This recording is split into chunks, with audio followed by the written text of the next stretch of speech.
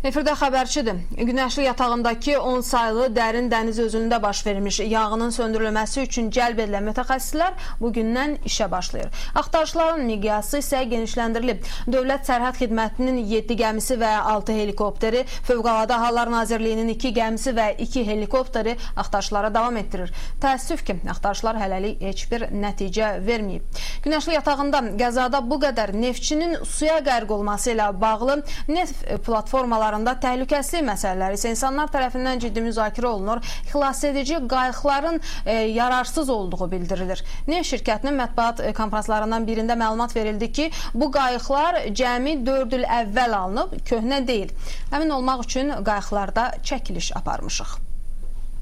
Hadisə zamanı neftçilərin, belə deyək, dənizçilərin sığındığı həmin o başı bəlalı qayıqlar, bax, bu qayıqlardandır.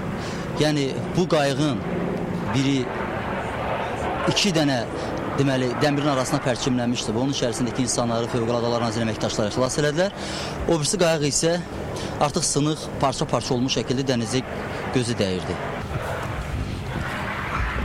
Həyəcanlı bir təhlükə yaranarsa, bu özül rəhbərliyinin əmrinə əsasən işçilər, şəxsi heyət xilasedici gödəkçələr geyinərək qayığa otururlar və növbəti əmri gözləyirlər.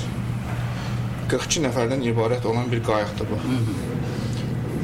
Qayıqda da ki, bütün təchizatla təmin olunmuşdur.